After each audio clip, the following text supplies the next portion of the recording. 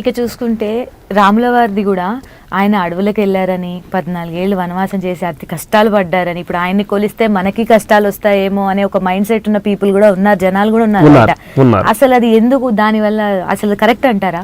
కాదంటాను. ఎందుకు కాదు? ఆయన అడవులకు ఎందుకు వెళ్ళారు ఫస్ట్ అది తెలుసుకో. అడవులకు ఎందుకు వెళ్ళారు? తండ్రి మాటకి కట్టుబడి ధర్మం కోసం ఆయన అడవికి వెళ్ళారు. ఇప్పుడు ఎవరంతా ఆయన రాముల వారిలో కట్టుబడి ఉంటున్నారు?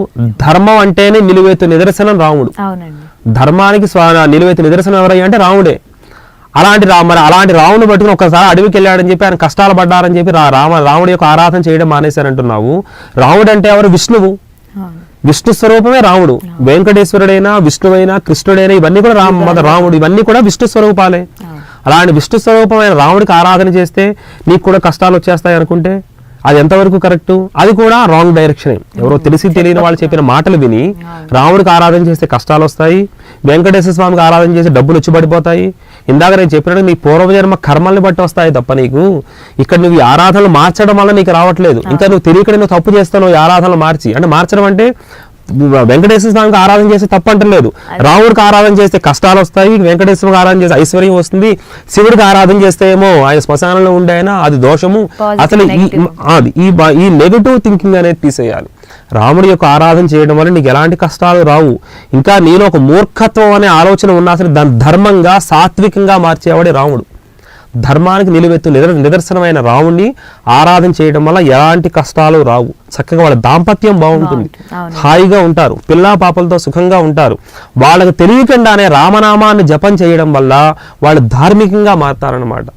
ఇంకొకటి, రాముడి యొక్క ఆరాధన చేయడం వల్ల, రామనామాన్ని జపించడం వల్ల నీకు ముందు రాముడి కన్నా ఎక్కువ ఆంజనేయ స్వామి నీకు సంతోషపడిపోయి నీకు ఉన్న చిన్న చిన్న దోషాలు అవి ఏమైనా ఉన్నా సరే, గ్రహ దోషాలు ఉన్నా సరే వీటన్ని తొలగించేవాడు ఆంజనేయ స్వామి అనమాట. ఆంజనేయ స్వామి యొక్క ఆరాధన చేయడం వల్ల రాముడు సంతోషపడతాడు, రాముడి యొక్క ఆరాధన చేయడం వల్ల ఆంజనేయ స్వామి సంతోషపడతాడు. ఆంజనేయ స్వామి యొక్క అనుగ్రహం కావాలంటే ముందు రాముడికి పూజ చేయాలి. అలాంటి రాముడికి పూజ చేసిన కష్టాలు వస్తాయని ముందు ఆంజనేయ స్వామి కోపం వస్తుంది. ఇక్కడ ఆయన జోలికి వస్తే ఎవరిని ఊరుకోడు ఆయన. అందుకని రాముడికి ఆరాధన చేస్తే కష్టాలు వస్తాయి అన్న మాట, ఆ ఆలోచన కూడా దోషభూయిష్టమైనదే. చక్కగా అందరూ కూడా రాముడి యొక్క ఆరాధన చేయాలి. ఈ రామ కళ్యాణాలు కూడా మనం చేసేవి దేనికి? రామ కళ్యాణం చేసేది లోక కళ్యాణం కోసం. అందులో సంకల్పం వస్తుంది. రామ కళ్యాణం సంకల్పం చేసినప్పుడు శ్రీరామనవమి రోజున లోక సంరక్షణార్థం అని చెప్పి సంకల్పం చెబుతారు. అంటే లోకంలో అందరూ చక్కగా పాడి పంట చక్కగా అందరూ బాగుండాలని చెప్పి, సుభిక్షంగా ఉండాలని చెప్పి, ఆరోగ్యంగా ఉండాలని చెప్పి రామ కళ్యాణం చేస్తాం మనం, శివ కళ్యాణం చేస్తాం మనం. ప్రతి సంవత్సరం శ్రీరామనవమి కళ్యాణం చేసేది దేనికంటే ఈ ధర్మ ప్రబోధన కోసము, అందరూ సుఖంగా వాళ్ళ దాంపత్యాలు బాగుండాలని చెప్పి. అతను రామ కళ్యాణం అయితే చేస్తావు, రాముల వారి యొక్క ఆలయానికి వెళ్ళడానికి భయపడతావు. రామ కళ్యాణం సరదాగా అందరూ వస్తారు కాబట్టి సరదా కోసం చేసేది కాదు, అది ధర్మ ప్రబోధన కోసము. వాళ్ళు పుణ్య దంపతులు కాబట్టి వాళ్ళ యొక్క ఆరాధన జరుగుతుంది. మనకి శాస్త్రాల్లో పుణ్య దంపతులు ఎవరు చెప్పారు? లక్ష్మీనారాయణాభ్యాం నమః, ఉమామహేశ్వరాభ్యాం నమః, వాణీ హిరణ్యగర్భాభ్యాం నమః. లక్ష్మీనారాయణులు విష్ణువు, లక్ష్మి, శివపార్వతులు, సీతారాములు, వీళ్ళందరూ పుణ్య దంపతులు. వీళ్ళ యొక్క ఆరాధన చేయడం వల్ల మనకి ధర్మం, మనలో ఒక చక్కటి తేజస్సు, చక్కటి యొక్క బుద్ధి ప్రబోధన అవుతుంది. అలాంటి రాముడి యొక్క ఆరాధన చేస్తే కష్టాలు పాలవుతాము అన్న మాట, దానితో దోషం ఇంకొకటి లేదు. ఖచ్చితంగా రాముడి యొక్క ఆరాధన చేయాలి, శివుడి యొక్క ఆరాధన చేయాలి. శివుడికి ఇంకొకటి ఏంటంటే, శివుడికి ఆరాధన చేయడం వల్ల ఎక్కువ ఫలము, రాముడికి ఆరాధన చేయడం తక్కువ ఫలము, లేదా వెంకటేశ్వరుడికి ఆరాధన చేస్తే ఇంకా ఎక్కువ ఫలము. ముందు ఈ ఆలోచనలు తీసేయాలి.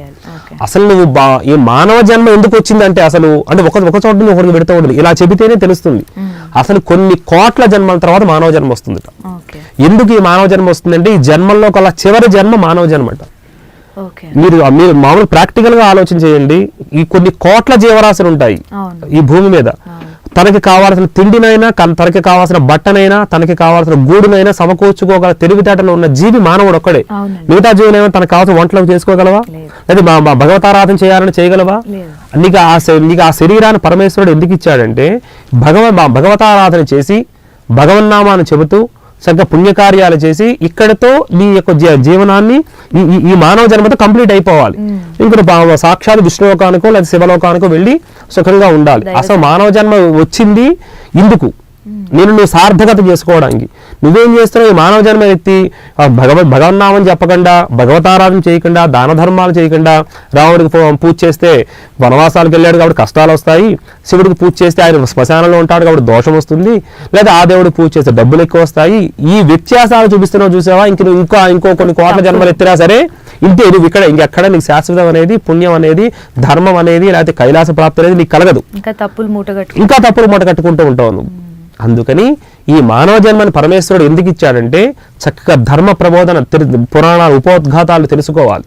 నీకు తెలియకపోతే పెద్దలైన వాళ్ళని అడిగి తెలుసుకోవాలి. ఆ ధర్మాన్ని పరిపాలిస్తూ, ఆ ధర్మాన్ని పాటిస్తూ నువ్వు చక్కగా నలుగురు ధర్మాన్ని చెబుతూ ఈ జీవనాన్ని దాన ధర్మాలు చేస్తూ భగవత్ కార్యాలు చేస్తూ గడపడం వల్ల ఇక్కడతో మనకి మోక్ష ప్రాప్తి కలుగుతుంది అని చెప్పి మన పెద్దలు చెప్పారు. అందుకని మనం అవి చెయ్యకపోగా రావుడికి అలాగా శివుడికి ఇలా అని చెప్పి వ్యత్యాసాలు చూపించడం వల్ల దోషం ఇంకొకటి లేదు. ఇంకా నువ్వు పూర్వజన్మలో చేసిన పుణ్యాలు ఏమన్నా అవి కూడా పోతాయి ఈ భగవంతుడికి వ్యత్యాసం చూపించడం వల్ల. ఇందాక నేను చెప్పినట్టుగా శివాయ విష్ణు రూపాయ శివరూపాయ విష్ణువే, శివను కేశవులు ఇద్దరు ఆయన నామాన్ని ఈ నామాన్ని ఆయన జపం చేసుకుంటున్నప్పుడు మధ్యలో నువ్వెవరు వచ్చి ఈ వ్యత్యాసాలు చూపించడానికి పొరపాటును కూడా ఈ వ్యత్యాసాలు చూపించకూడదు. భగవంతుడి దృష్టిలో అందరూ సమానమే. మనం భగవంతుడు అందరూ మనకు సమానమే. వాళ్ళు ఎక్కువ వీళ్ళు ఎక్కువ అనే వ్యత్యాసాలు పొరపాటును కూడా పెట్టకూడదు. కొంతమంది వెంకటేశ్వర స్వామికి ఆరాధన చేస్తే నాకు బాగా ఐశ్వర్యం వచ్చింది అంటే నీ జాతకంలో ఏదో టైం మారింది, నీ యోగం మారింది అంటే ఇందాక నేను చెప్పినట్టుగా ఇందాక మళ్ళీ జాతకంలో ఏమి రెమెడీస్ చేసుకోవాలన్నావు. కొంతమందికి విష్ణు ఆరాధన చేస్తే బాగా కలిసి వస్తుంది, కొంతమందికి శివారాధన చేస్తే కలిసి వస్తుంది, కొంతమందికి దత్తుని యొక్క ఆరాధన చేస్తే, కొంతమంది దుర్గా ఆరాధన చేస్తే కలిసి వస్తూ ఉంటుంది.